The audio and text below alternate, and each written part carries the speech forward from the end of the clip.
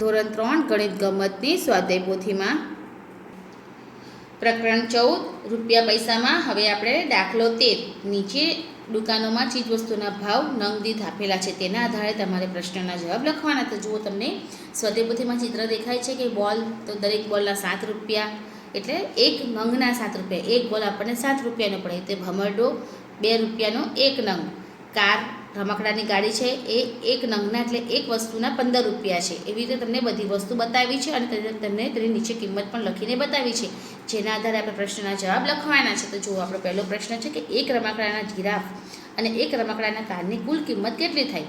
તો તમે ચિત્રમાં જોશો તો રમકડાના જીરાફની કિંમત છે આપણી પાસે 6 રૂપિયા અને 50 પૈસા અને આપણને કારની કિંમત આપી છે 15 રૂપિયા. આપણે 6 રૂપિયા 50 પૈસા વત્તા 15 રૂપિયા આપણે સરવાળો કરવાનો છે.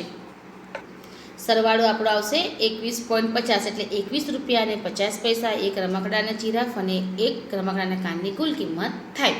બીજો પ્રશ્ન, એક ભમરડો અને 2 નોટબુકની કિંમત કેટલી થાય? તો તમે ચિત્રમાં જોઈ શકશો ભમરડાની કિંમત કેટલી છે આપણી પાસે 2 રૂપિયા, એટલે એક ભમરડાના 2 રૂપિયા. અને અહીંયા તમે નોટબુકની કિંમત આપી છે 5 રૂપિયા, એટલે એક નોટબુકની કિંમત આપણે 5 રૂપિયા લેવાની છે. એવી 2 નોટબુક છે, એટલે 2 નોટબુકમાં 5 વત્તા 5 એટલે 10 રૂપિયા નોટબુકની કિંમત થાય.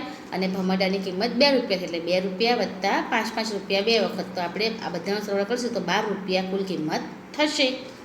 ત્રીજો પ્રશ્ન, એક ઢીંગલી અને 2 પેન્સિલની કુલ કિંમત કેટલા રૂપિયા થાય? તો તમને ઢીંગલીની કિંમત આપી છે દરેકના 8 રૂપિયા, એટલે એક ઢીંગલીના 8 રૂપિયા તમને કીધા છે.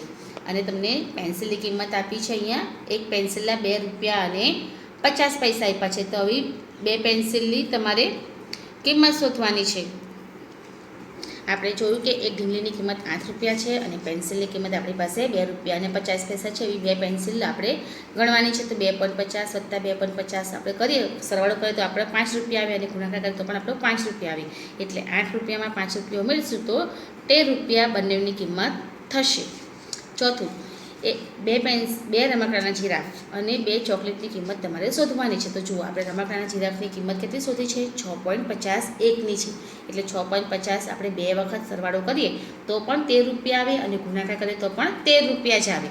એવી રીતે આપણે ચોકલેટની કિંમત શોધી છે. ચોકલેટની કિંમત આપણી પાસે 50 પૈસા છે, એક ચોકલેટના 50 પૈસા છે અને આપણે 2 ચોકલેટની કિંમત શોધવાની છે. એટલે 50 પૈસા આપણે 2 વખત લખીશું તો આપણે એને 2 ચોકલેટની કિંમત લેવાની છે.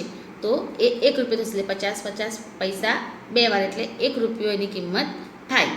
તો આપણે 2નો સરવાળો કરીશું કે જીરાફને આપણે શોધ્યા 13 રૂપિયા અને ચોકલેટને આપણે શોધ્યો 1 રૂપિયો, તો 14 રૂપિયા બંનેની કુલ કિંમત થશે.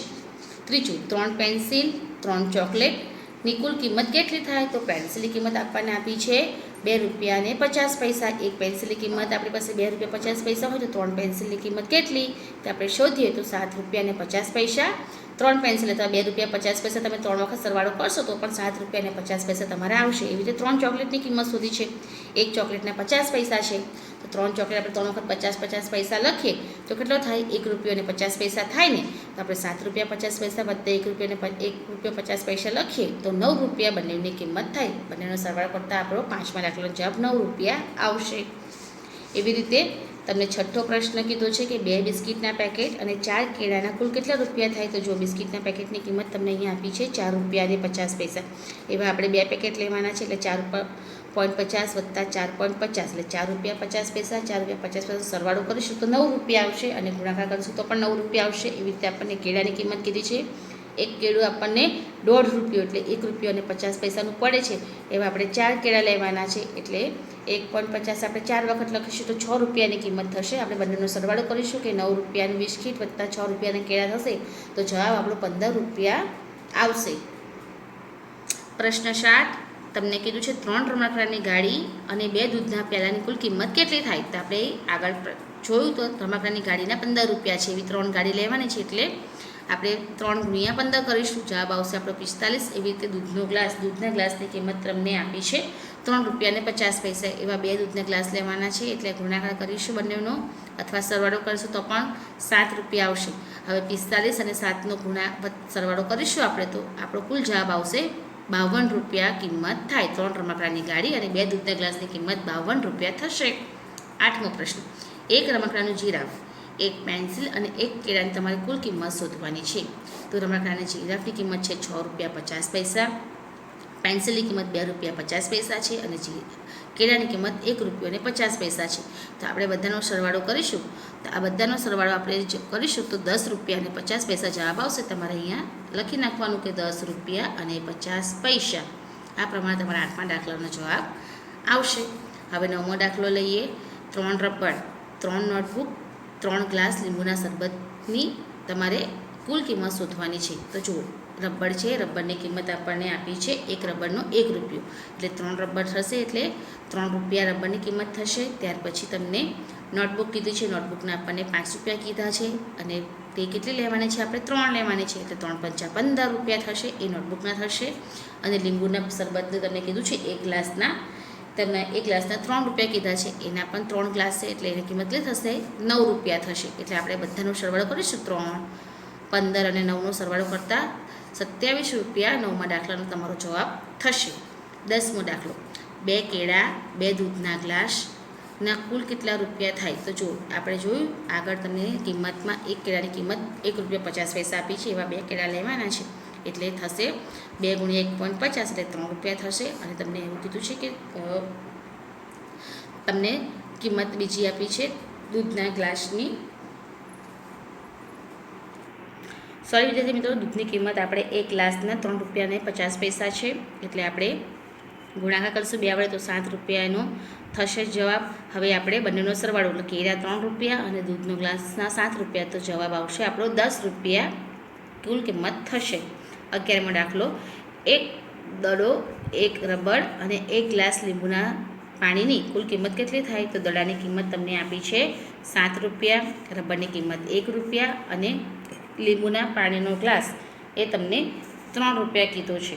તો આ બધાનો સરવાળો કરીશું તો ₹11 જવાબ આવશે. 12મો.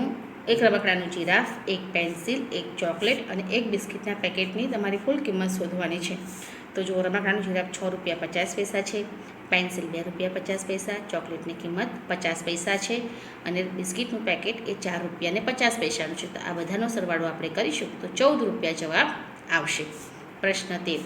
જો તમારી પાસે ₹20 હોય તો તમે કઈ કઈ 3 વસ્તુઓ ખરીદી શકો? તો તમને માત્ર એના નામ જ લખવાના છે. તો તમને અહીં ઉદાહરણ આપ્યું છે કે ₹20 હોય તો રમકડાની કાર એ કેટલા રૂપિયાની છે? ₹15 છે. પછી 2 કેળા તમે લેશો તો કેળું ₹1.50 છે અને રબરના ₹2 થશે. એ પ્રમાણે આ બધાનો જે આપણે કુલ કિંમત છે એનો સરવાળો કરીશું તો ₹20થી ઓછો આવશે. એટલે આપણે ₹20માં આ 3 વસ્તુ લઈ શકીએ.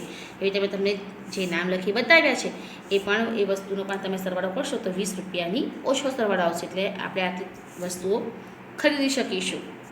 હવે આપણે 14મો પ્રશ્ન જોઈએ. એમાં જ જો તમારી પાસે ₹30 હોય તો તમે નીચેની વસ્તુ ખરીદ્યા પછી કેટલી રકમ બાકી રહે તે તમારે શોધવાની છે. તમને અહીં ઉદાહરણ આપ્યું છે કે જુઓ 2 બોલ, 2 ભમરડા અને 1 નોટબુક તમને એવું કીધું છે.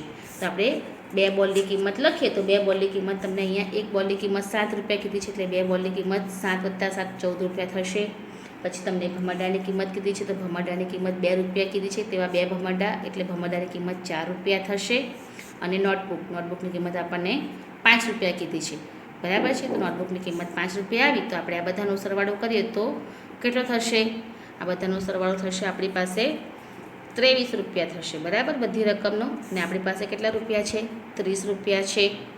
તો અહીંયા ₹30 છે તો આપણે ₹30માંથી આપણે ₹23 બાદ કરીએ તો તમારે જવાબ અહીંયા આવશે ₹7. જે તમારી બાકી રકમ વધે છે એ તમારે અહીં આ ખાનામાં અહીંયા દર્શાવી છે. પહેલાં કુલ રકમનો સરવાળો, પછી તમને બાકી રકમનો સરવાળો કીધો છે. એટલે આ પ્રમાણે તમારાની ગણતરી દર્શાવવાની છે.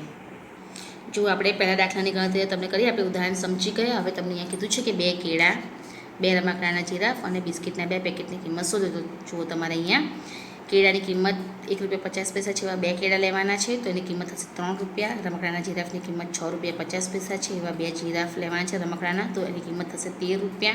અને બિસ્કિટની 1 પેકેટની કિંમત ₹4.50 છે અને 2 વડે તમે ગુણશો તો એની કિંમત થશે ₹9. આપણે ₹3, ₹13, ₹9નો સરવાળો કરીશું તો ₹25 આપણી કુલ રકમ આવશે. હવે આપણે ₹30માંથી ₹25 બાદ કરીશું તો આપણી પાસે કેટલા રૂપિયા વધશે? ₹5 વધશે. જે તમારે અહીંયા બાકી રકમની ગણતરી દર્શાવવાની છે. જુઓ હવે તે બીજો દાખલો આપણે લઈએ. તો અમે કીધું છે 3 નોટબુક, 4 પેન્સિલ અને 3 રબર. તો આગળ આપણને બધાની કિંમત આપેલી જ છે, જેના આધારે 3 નોટબુકની કિંમત આપણી પાસે 5 રૂપિયા છે. તો 3 નોટબુકની કિંમત થશે આપણી પાસે 15 રૂપિયા. એક નોટબુકની કિંમત 5 રૂપિયા છે. માટે હવે 4 પેન્સિલની કિંમત લેવાની છે. 4 પેન્સિલની કિંમત, તો એક પેન્સિલની કિંમત 2 રૂપિયા 50 પૈસા છે. હવે આપણે 4 સાથે ગુણીશું તો એની કિંમત થશે 10 રૂપિયા. અને રબરની કિંમત 1 રૂપિયો છે, એટલે 3 રબરની કિંમત આપણી પાસે 3 રૂપિયા થશે. આ બધાનો સરવાળો કર્યો તો આપણી પાસે 28 રૂપિયા કુલ રૂપિયા એનો ખર્ચ થશે. તો હવે આપણે 30 રૂપિયા છે આપણી પાસે, તો 30માંથી આપણે 28 રૂપિયા બાદ કરીશું તો 2 રૂપિયા આપણી પાસે બાકી રકમમાં વધશે. તો તમારે આ પ્રમાણે ગણતરી મેં દર્શાવી છે એ પ્રમાણે તમારે નોટમાં ગણતરી કરશો તો પણ તમારે આ રીતે ગણતરી કરી જવાબ દર્શાવવાના છે. તો તમારે આ પ્રમાણે બાકીના દાખલાની ગણતરી દર્શાવી જવાબ જાતે લખવાના છે.